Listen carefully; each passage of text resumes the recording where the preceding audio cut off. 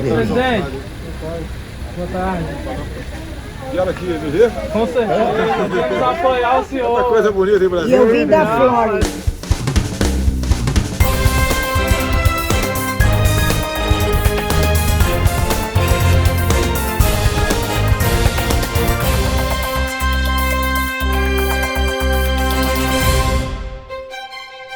Olá, gente querida do Coração Verde e Amarelo, sou Cleiton Basso com mais uma edição imperdível do seu jornal. Acompanhe agora as informações do governo federal, do Brasil e do presidente Jair Bolsonaro. Deixe seu comentário aí nos contando de que lugar maravilhoso do Brasil e do mundo você nos acompanha e veja se o sininho de notificações está ativado para receber nossas atualizações diárias. E vamos agora às notícias desta edição. O Ministério da Saúde disponibilizou nesta sexta, dia 12, a nova página para acompanhamento dos casos do novo coronavírus em todo o país. Em destaque, o número de casos de pacientes recuperados e daqueles que estão em acompanhamento, além de gráficos que mostram a evolução de perdas diárias pela doença. Pela nova plataforma, o usuário tem acesso ao número de habitantes no país e ao número de perdas a cada 100 mil pessoas, fatores que são levados em conta para avaliar o grau de contágio do novo corona. A busca de casos por municípios também está disponível. A fonte dos dados é feita de informações repassadas pelas secretarias estaduais de saúde. E em outro contexto, o governo federal tem sido o fator preponderante para que milhões de famílias tenham sustentabilidade nesta crise. Para enfrentar um dos momentos mais difíceis da história, o governo Bolsonaro montou essa rede, que é a maior rede de proteção já vista na história do Brasil. Mais de 60 milhões de pessoas estão recebendo o dinheiro do auxílio emergencial para enfrentar a pandemia. Embora alguns tenham tido algum estresse inicial para a habilitação eletrônica, a ajuda agora é reconhecidamente de grande valia pelos brasileiros. E há poucos dias falamos dos músicos, das bandas sem eventos, sem ganhos, para citar as diversas profissões que estão paradas pelos reflexos da pandemia. Quem também enfrenta sérias dificuldades são os profissionais de lavagem de carro, muitos autônomos, muitos sem serviço, a exemplo do Jardel. Eu lavo o carro para não deixar faltar a alimentação das crianças em casa. Com a pandemia tá difícil de trabalhar, né? Porque não tem serviço. O auxílio chegou na hora certa. Luiz Eduardo Ramos, ministro-chefe da Secretaria de Governo, ele que também é general do Exército, em entrevista à Veja, publicada nesta sexta, dia 12, negou a possibilidade de uma quebra do regime democrático. Luiz Eduardo Ramos foi enfático. É ultrajante e ofensivo dizer que as Forças Armadas, em particular o Exército, vão dar golpe, que as Forças Armadas vão quebrar o regime democrático. O próprio presidente nunca pregou o golpe. Agora, o outro lado tem de entender também o seguinte: não estica a corda. Uma questão de ter bom senso. Questionado sobre o que seria uma forma de esticar a corda, Ramos lembrou as comparações feitas pelo ministro do Supremo Tribunal Federal, Celso de Mello. O Hitler exterminou 6 milhões de judeus, fora as outras desgraças. Comparar o presidente a Hitler é passar do ponto e muito. Não contribui com nada para serenar os ânimos. Ramos ainda comentou sobre uma possível derrubada da chapa pelo Tribunal Superior Eleitoral.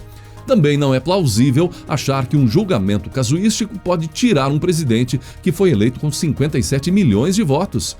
Dizem que havia muitas provas na chapa de Dilma e Temer. Mesmo assim, os ministros consideraram que a chapa era legítima. Não estou questionando a decisão do TSE, mas querendo ou não, ela tem viés político. E de acordo com o anúncio da Igreja Universal do Reino de Deus, nesta sexta-feira, dia 12, o bispo Edir Macedo, de 75 anos, ganhou alta. Ele contraiu o novo corona e foi curado da doença após tomar todos os medicamentos indicados pelos médicos, entre eles a hidroxicloroquina, conforme ele mesmo informou. Ele estava internado desde segunda-feira, dia 8, em um hospital em São Paulo, de onde recebeu alta. Outro conhecido dos brasileiros, o apresentador Siqueira Júnior, da Rede TV, como todos sabem, teve Covid e, por conta do seu retrospecto de vida e a própria idade, passou por momentos difíceis, mas já está bem. Ele que afirmou: continuo apoiando Bolsonaro em número, gênero e grau. Em 2 anos de governo, quase 2, eu nunca vi uma denúncia contra ele de desvio de verba pública, disse Siqueira. E nesta semana, Siqueira reconheceu o que salvou a vida dele e respondeu à pergunta: Siqueira Júnior usou a hidroxicloroquina? Sim, ele usou. E Olavo de Carvalho publicou um vídeo em resposta ao Alexandre Garcia. Olavo não gostou das afirmações feitas por Alexandre Garcia em uma participação na Rádio Eldorado FM, quando respondeu a uma pergunta sobre um eventual nervosismo do Olavo de Carvalho em alguns posicionamentos recentes sobre o presidente. Alexandre Garcia justificou que o posicionamento de Olavo seria por conta de um pedido de indenização de R$ 2.800.000 em processo movido por Caetano Veloso contra Olavo, que não gostou dos comentários adicionais feitos por Alexandre Garcia. Olavo, por sua vez, também publicou vídeos com o título Ao Alexandre Garcia, onde fez réplicas ao julgamento que recebeu. Furioso, né? Ele está devendo 2.800.000 aí entre multa e indenização para o Caetano Veloso, por danos morais, né? E ele acha que o presidente deveria ajudá-lo nisso. E então está furioso, fala em derrubar o presidente, mandou 2 vezes o presidente enfiar a medalha que deu para ele naquele lugar, né? Um negócio assim bem chulo. E aí faz lembrar o seguinte, assim como ele, tem outros personagens igualmente histriônicos de todos os lados, né? No dia a dia brasileiro, tanto nas redes sociais como nos meios tradicionais, né? Pessoas que não medem palavras, que não têm moderação e que acabam pagando caro por isso, né? É um aviso isso, porque esse histrionismo, essa teatralidade para ganhar audiência, ganhar seguidores, né, tem um preço, né? Agora é engraçado que ele rompeu, as primeiras palavras dele foram de rompimento total, né? Ele nunca negou que fosse guru do presidente, embora isso não esteja comprovado. Ele foi carimbado como guru e gostou. O que se ouviu do presidente até hoje, que tinha uma gratidão por ele, porque ele foi um dos primeiros a apoiar a candidatura de Bolsonaro lá atrás, né? E os filhos são fãs dele. Mas enfim, rompeu, depois acho que se arrependeu, passou aquela cabeça quente e disse que continuaria apoiando o presidente, mas que não esperasse mais palavras doces. A personalidade histriônica é bem típica, a pessoa se julga centro do mundo, né, e alvo de todas as atenções, e age assim. Alô, Alexandre Garcia, eu acabo de ver um vídeo seu no qual você mente a meu respeito. Você começa dizendo que eu estou devendo 2.800.000 de uma multa para o senhor Caetano Veloso, não estou devendo ainda, isso ainda está em discussão. E você diz que eu quero que o governo me ajude a pagar isso aí. Isso é uma mentira sórdida, eu não pedi dinheiro para ninguém. O que eu pedi foi ajuda judicial, preciso de advogados e preciso de alguns serviços de investigação que o governo poderia fazer para mim. Por exemplo, eu tenho vários difamadores que vivem escondidos em lugares incertos e não sabidos do exterior. Eu vou lhe dar um exemplo, por exemplo, esse tal do seu Júlio Severo. Esse cara está escondido do Brasil há mais de 20 anos, escrevendo coisas contra mim. Ele escrevia para todos os membros do Inter-American Institute. Toda semana tinha uma mensagem me acusando de terrorista, de espião, de contrabandista de droga, de tudo que você pode imaginar. Como é que eu posso localizar esse cara e mover um processo contra ele? Fico totalmente indefeso. Outra coisa, você falou de um caso, o caso menos grave, porque o Caetano Veloso ele só tem essa magnitude financeira, que além disso a própria magnitude vai contra ele, porque se o réu não tem condição de pagar, não vai pagar coisa nenhuma, tá certo? Agora, eu estou falando de uma perseguição difamatória que vem de mais de 20 anos. Só no tempo do Orkut foram 100.000 páginas de difamações. Me acusaram de fazer uma ameaça mão armada para os meus filhos bebês. Você imagina uma coisa dessa? Me acusaram de ser narcotraficante, de ser viciado em droga, de ser um louco que construiu uma barca egípcia para ir para o espaço sideral. Coisas absolutamente psicóticas o tempo todo, não passava um dia sem sair alguma coisa. Se escrevesse a seu respeito 1/1000 do que escreveram a mim, você teria tido um infarto. Você não está acostumado a essas coisas. Você está acostumado a ser bem tratadinho. Por isso que você é tão educadinho assim fala só bonitinho, não desagrada ninguém, fala quase verdade de vez em quando, né?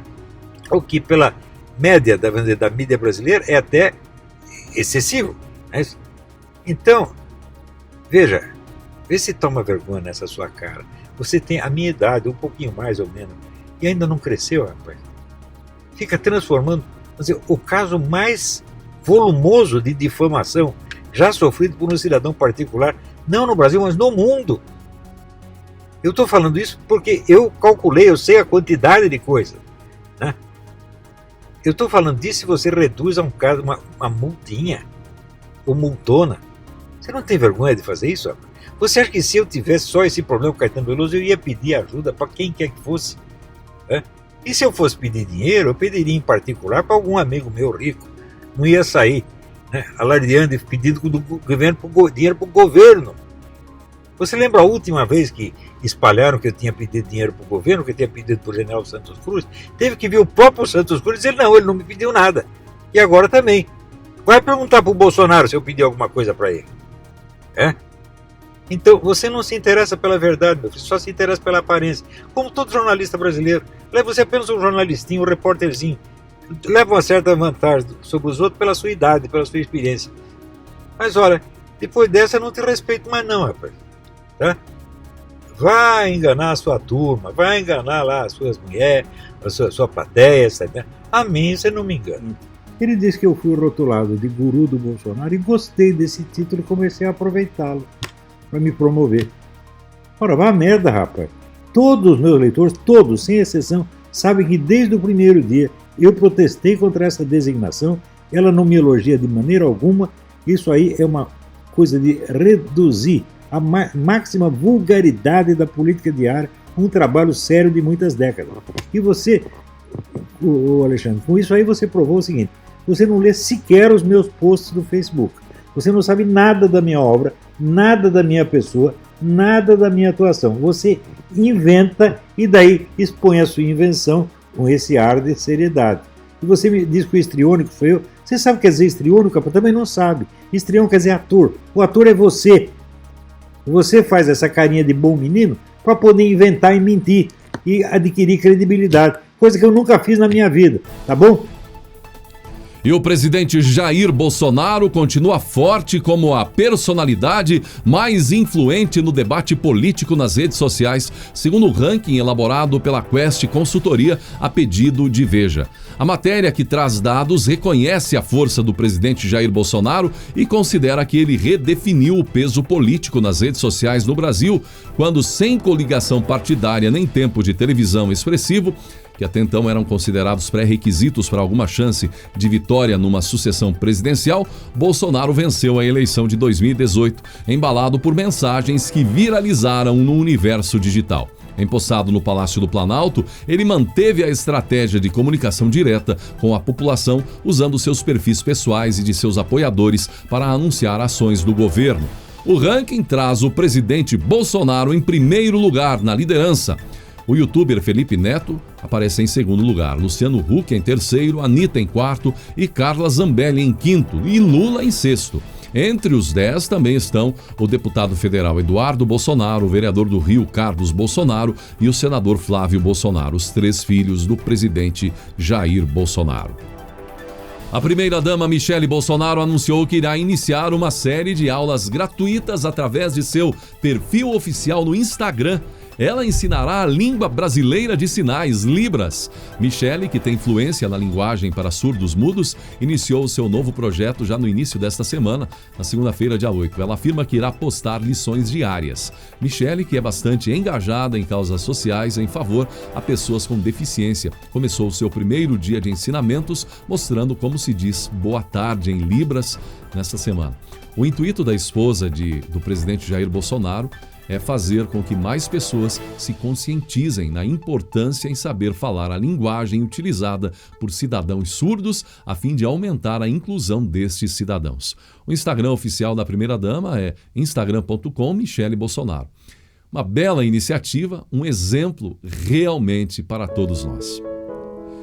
E se você é um daqueles brasileiros com baixa autoestima, se você acha que não tem inteligência o suficiente para vencer, para alcançar novos patamares, para crescer, para superar os problemas, preste atenção.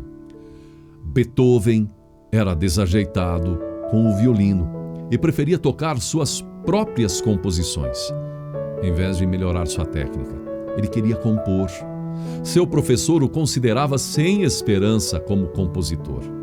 Walt Disney foi despedido pelo editor de um jornal por falta de ideias. Ele também foi à falência várias vezes antes de construir a Disneylândia. Os professores de Thomas Edison, o inventor da lâmpada, disseram que ele era burro demais para aprender qualquer coisa. Albert Einstein só falou aos 4 anos de idade e só leu aos 7. Seu professor o descreveu como mentalmente lento, não sociável e sempre perdido em seus sonhos. Foi expulso da escola e recusado na Escola Politécnica de Zurique.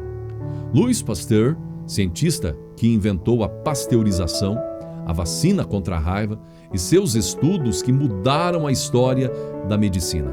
Pasteur foi um aluno apenas medíocre no primeiro ano da faculdade e, entre 22 alunos de química, ele foi o 15º. Isaac Newton, o pai da ciência moderna, foi péssimo aluno no primeiro grau. Henry Ford fracassou e foi à falência 5 vezes antes de ser bem-sucedido. Winston Churchill foi reprovado na 6ª série. Só se tornou primeiro-ministro da Inglaterra aos 62 anos, depois de uma vida de derrotas e fracassos. E por fim, 18 editoras recusaram a história de 10.000 palavras de Richard Bach sobre uma gaivota que planava, Fernão Capelo Gaivota, até que uma finalmente aceitou a publicação em 1970.